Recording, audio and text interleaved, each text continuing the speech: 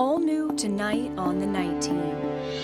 We should honor her like the queen that she is, the queen of the East End. Louisville's Shirley May laid to rest today. Friends and family of the Trailblazer remembering her as a woman who loved and cared for all. Plus, take a look at this video. Melwood Art Center flooded. Art needed to be saved. What caused this rushing water in the Clifton Heights neighborhood? And honoring and celebrating Indian culture within Louisville. Whatever good stuff we have in our life, we would like to share with our neighbor and our community. And later, if I build the youth up, they will go out and teach the way and lead the way. And that's what we've been doing. Schuler Prep Academy is growing out of its current location. A council person is now calling on the mayor to update the facility. Right now on the WHAS11 Night Team.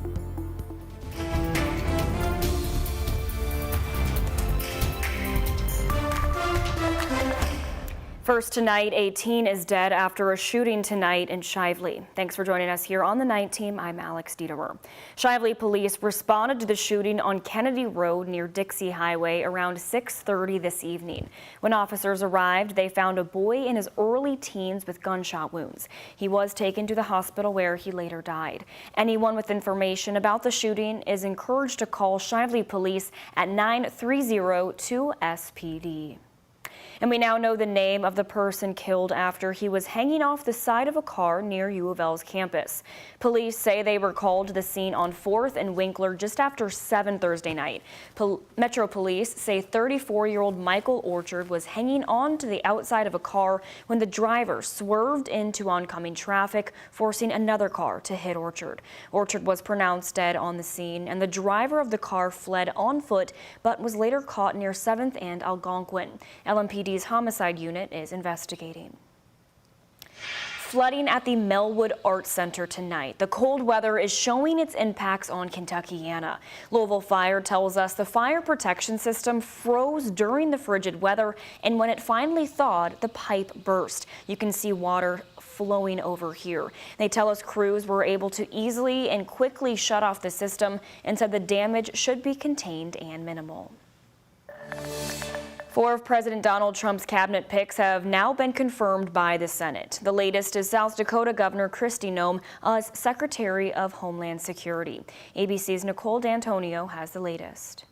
New Secretary of Homeland Security Kristi Noem is now the 4th member of President Donald Trump's cabinet to be confirmed by the Senate. The yeas are 59, the nays are 34. The nomination is confirmed. The former governor of South Dakota will now oversee 22 agencies with more than 260,000 employees, working on issues ranging from the border to federal disaster management to the Secret Service. The morale in DHS is very low. I'm going to let people do their jobs. I'm going to remind them what their jobs are. President Trump's choice to head the Department of Defense also received Senate confirmation and was sworn in on Saturday. I want to thank the President of the United States, our Commander-in-Chief, Donald Trump. We could not have a better Commander-in-Chief than him. It is the honor of a lifetime, sir, to serve under you. Though Hegseth faced an uphill battle in the Senate, fending off allegations of sexual misconduct, financial mismanagement, and alcohol abuse, allegations he denies. His confirmation vote tied 50-50 after 3 Republicans, Senators Lisa Murkowski, Susan Collins, and Mitch McConnell, voted against Hegseth. Vice President J.D. Vance called in to cast the deciding vote. And the nomination is confirmed. Trump discussing his picks during a rally in Las Vegas. By the way, Pete Hegseth got approved. And Kristi Noem just got approved, Governor. She's going to keep it. She's a tough one. She's a tough one. And she's going to do a great job. These latest confirmations come as the Trump administration begins carrying out its promised crackdown on illegal immigration. The White House says they're initially targeting undocumented immigrants who have committed violent crimes. ABC's Martha Raddatz asked President Trump's border czar Tom Homan what the definition of success is. Taking as many public safety threats off the street as possible. Watching illegal alien crimes in the United States decrease. Both Noem and Hegseth will help oversee deportation efforts, as well as President Trump's call to seal the southern border. Nicole D'Antonio, ABC News, New York. And developing overnight, Trump fired 17 independent inspector generals at a series of agencies. The inspector general position was installed post-Watergate to serve as an independent check against mismanagement and abuse of power. The firings happened via email, which said in part, quote, "I am writing to inform you that due to changing priorities, your position is terminated, effective immediately," end quote. The sweeping move came as a shock, as Congress was not given the legally required 30-day notice. We spoke with Louisville Representative Morgan McGarvey tonight, who slammed the move. It's supposed to be an independent oversight of presidential agencies. He wants to get rid of that so that he can do whatever he wants to without regards to what's legal or not. Kentucky Senator Rand Paul said he believes many of the inspector generals do need to be replaced and that Trump ultimately has the power to do so. But he noted there may be a process that needs to be followed. In a letter to the White House, the chair of the Council of the Inspector Generals on Integrity and Efficiency said the firing over email is not, quote, legally sufficient to dismiss presidential appointed, Senate-confirmed inspector general. A Louisville councilwoman is trying to make it easier to create pop-up shelters in the metro. This comes after she had a check-in with codes and regulations that led to an emergency shelter inside the Streetery Food Hall being shut down. District 21 Councilwoman Betsy Rui shared this email she sent to codes and regulations, saying she was only trying to make sure the Streetery's owners wouldn't get in trouble. Rui said in her email, quote, "I want to be proactive and avoid any repercussions for a local restaurant owner trying to help our unhoused neighbors during this snowy weather. Is he in violation of any codes that we need to be aware of?" Now she's trying to create a streamlined process for future emergency situations. You know, we have a problem, so let's develop a process so that we can do this again. As Director Price said, there need to be exceptions for all the rules, and a pop-up shelter is one of those exceptions. Emily Martin with Codes and Regulations says currently they don't issue temporary shelter permits, but they do issue temporary change of use permits. That's how the councilwoman and the organization South End Street Angels were able to quickly pivot to Sojourn Church Carlisle as a replacement.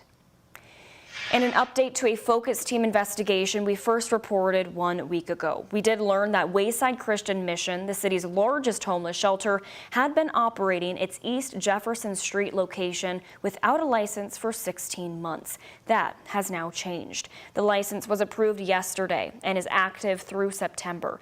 In our initial report, Wayside leader Nina Mosley told us they did not have an active license because during the previous year's inspection, an employee showed the inspector the wrong space and the license was denied.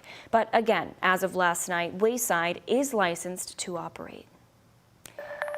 This week, Trump's Department of Justice put Louisville's consent decree in jeopardy. The department issued a memo asking its lawyers to review any agreements made within the last 90 days.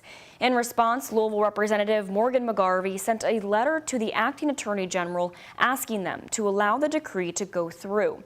In the letter, McGarvey called the review short-sighted and dangerous. He says the Louisville community wants the reforms in the settlement and feel the federal oversight is necessary. This is a multi-year investigation, a year-long process in negotiating the consent decree, a lot of hard, difficult conversations, listening opportunities for our community. That work is done. It's resulted in a consent decree agreed to by the city and the Department of Justice. The judge needs to sign it without Trump coming in at the 12th hour and messing it up. Judge Benjamin Beaton has not yet ruled on the consent decree.